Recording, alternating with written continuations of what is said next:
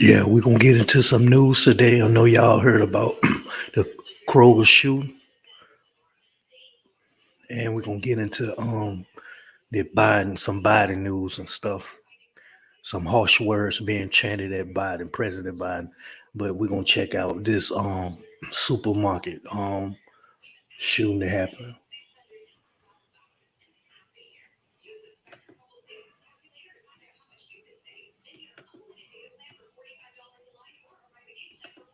Shoppers and employees running for their lives.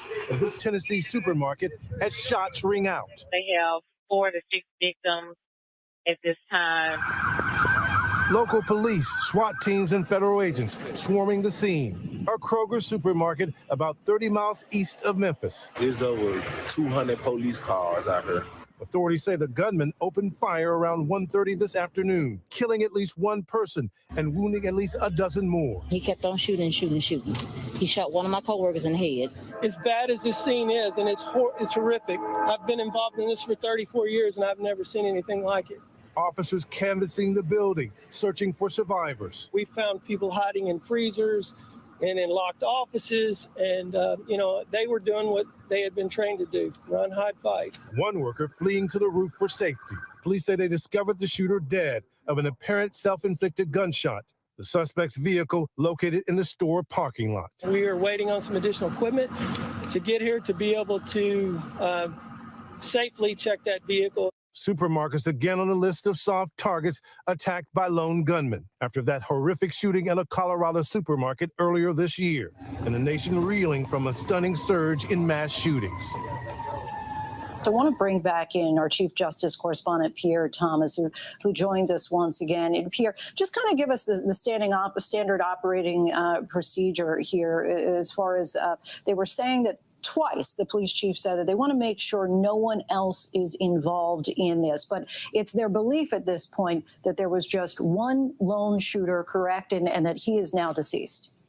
Well, what you're seeing, Lindsay, is the abundance of caution scenario where they think they have a pretty good handle on what took place. They want to make sure that this person didn't give any information to someone, that this was going to happen, where someone should have maybe notified law enforcement. Our sources are saying that they're looking at this as a potential workplace violence incident. More on that will be coming later, we're told. But it's in the early stages of the investigation. But the key thing here, Lindsay, is that clearly law enforcement got there pretty quickly. But as you can see, the suspect had already shot in excess of 10 people. But they were able to apparently get the situation under control.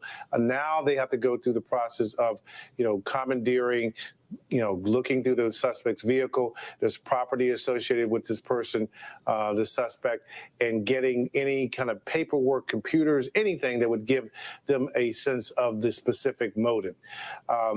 That is the key now. But again, I think everyone is breathing a sigh of relief that even though this was a tragic, scary incident so far, thankfully, only one person has died.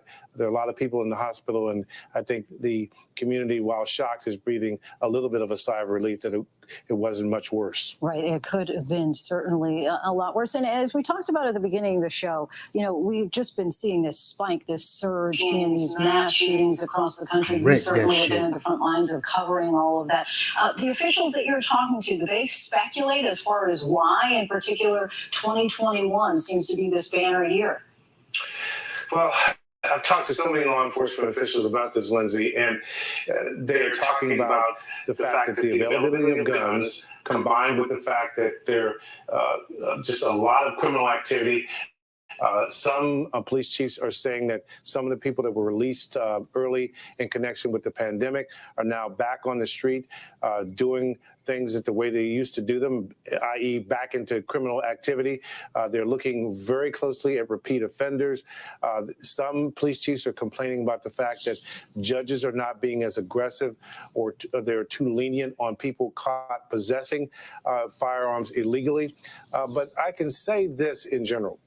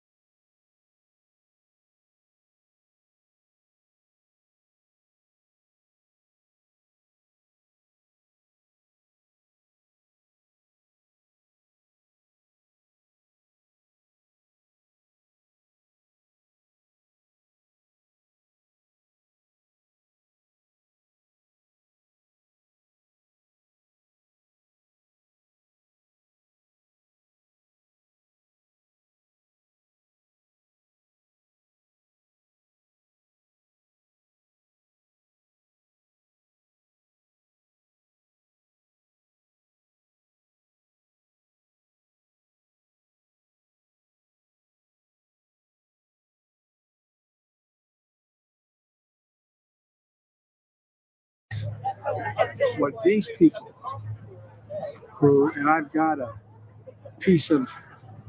small piece of one of the beams they gave me last time, or not last time, but how many times ago. What are the people who died? What would they be thinking? They think this makes sense for us to do this kind of thing where you ride down the street and someone has a sign saying F so and so, or I mean, who you are.